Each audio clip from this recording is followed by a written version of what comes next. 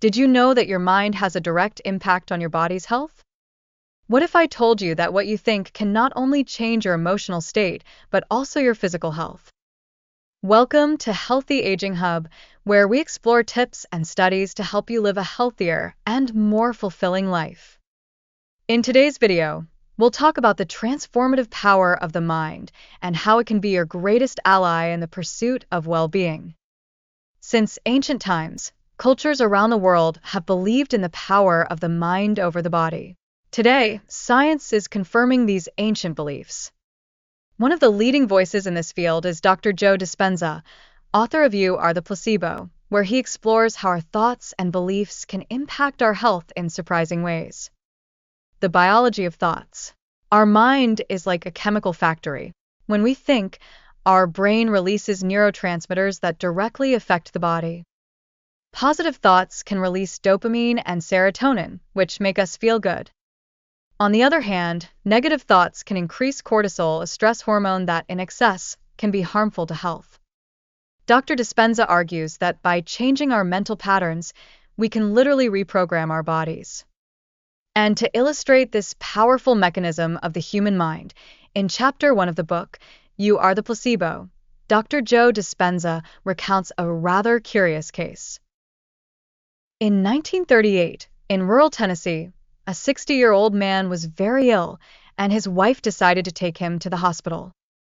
Within a few months, the man had lost more than 44 pounds and seemed to be on the verge of death. The doctor suspected tuberculosis or even cancer, but tests and x-rays came back negative.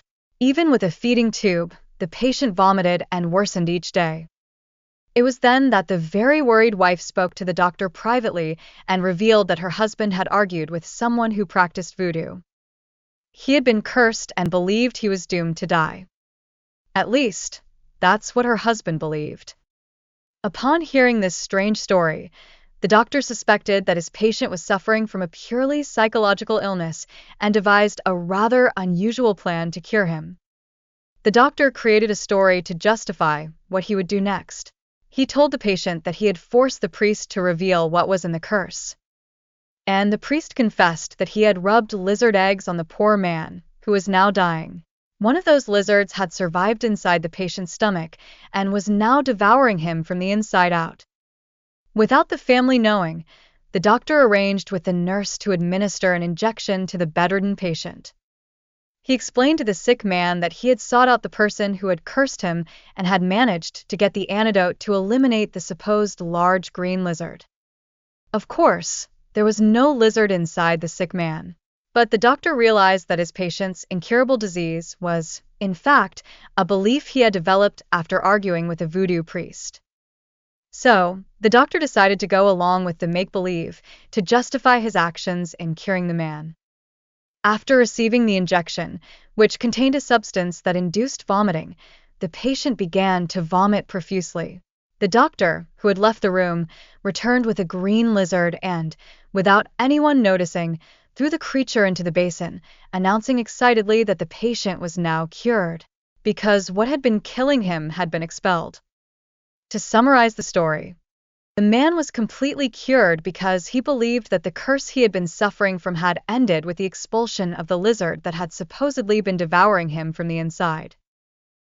By recounting this bizarre story, Dr. Joe Dispenza challenges us to ask whether it is possible for our beliefs to determine whether we will recover from a serious illness, such as heart disease, for example, or if we will believe we are truly doomed to die when we receive a medical diagnosis saying there is no cure for our illness. The science behind the placebo effect. The concept of placebo emerged around the 18th century when doctors began to notice that some patients improved even when receiving treatments with no real therapeutic effect, such as inert substances or simulated interventions. The term placebo comes from the Latin meaning "I will please" and was initially used to describe treatments administered more to comfort than to cure. Over the years, scientific studies have revealed the power of the placebo effect, showing that the patient's belief in the effectiveness of the treatment can generate positive physiological and psychological responses, even without an active drug.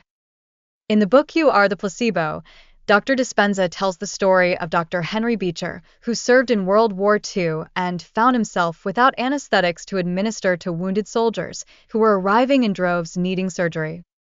Faced with the extreme situation, afraid of losing the patient who was badly injured and needed surgery, his nurse administered a saline solution to the patient and told him it was morphine.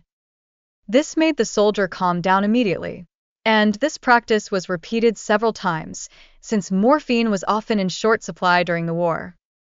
To his surprise, almost half of the patients reported that the substance administered had reduced or even eliminated their pain. After several successful cases with the injection of saline to replace morphine, the doctor became convinced of the power of the placebo. What makes this even more fascinating is the placebo effect. Research shows that just the belief that you're taking a medication can lead to health improvements, even if the medicine is just a sugar pill. Dispenza uses this example to demonstrate how belief in healing is a powerful tool. Reprogramming the body with the mind. But how exactly can we use this power in our lives? Dispenza suggests that through techniques like meditation and visualization, we can teach the brain to create new neural connections. By cultivating healthier thoughts, we can create new mental and emotional states that result in a healthier body. Joe Dispenza's transformation techniques. Joe Dispenza, in You Are the Placebo, presents a set of techniques that aim to reprogram the brain and body, allowing people to create a new reality for themselves.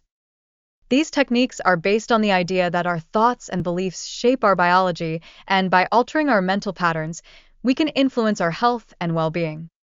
Some of the main techniques proposed by Dispenza include meditation, a central practice in Dispenza's techniques. He proposes guided meditations that aim to take the practitioner to an altered state of consciousness, where the mind becomes more receptive to new information and thought patterns. Another technique is visualization, which consists of creating detailed mental images of a desired future. By visualizing our goals with clarity and emotion, we are, in effect, programming our brain to manifest that reality. Another important practice is gratitude. It helps to shift the mind's focus to the positive, strengthening neural connections associated with happiness and well-being. Stress management is another important point. The author tells us that chronic stress can have a negative impact on health. Dispenza also points up the importance of changing old habits and incorporating new behaviors that are aligned with desired goals. The author emphasizes that when we believe that something will work, our brain releases neurotransmitters and hormones that can modulate the body's response. He also explains how neural networks associated with pain, pleasure, and reward are activated during the placebo experience. This activation can lead to a reduction in pain perception and an increase in well-being. Joe Dispenza discusses the interaction between the conscious and unconscious mind in modulating the placebo effect. He argues that the unconscious mind, which controls most of our bodily functions, is highly influenced by our beliefs and suggestions. For example, in his book, Joe Dispenza emphasizes the importance of meditation as a powerful tool for reprogramming the brain and body. He talks about the importance of having a suitable place, if possible, always meditating at the same time, preferably first thing in the morning or just before going to bed. This ends up creating the habit of meditating, and over time the mind prepares itself for the practice. It doesn't have to be long at first.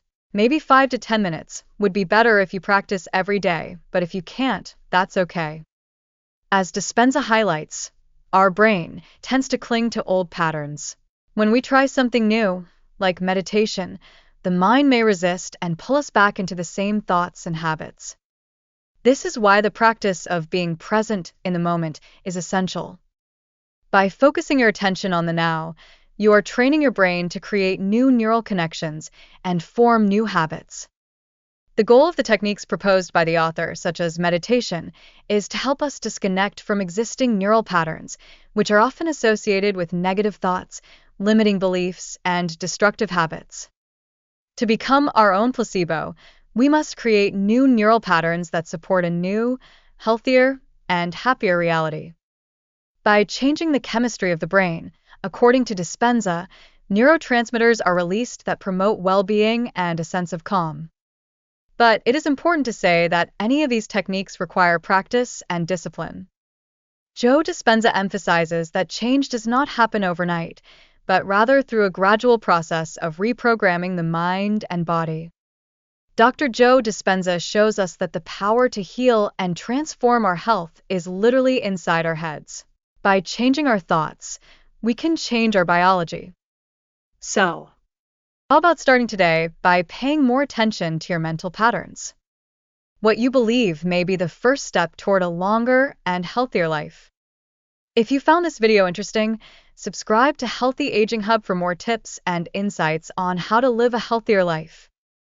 Leave a comment on what you think about the idea of using the mind to improve health. See you next time.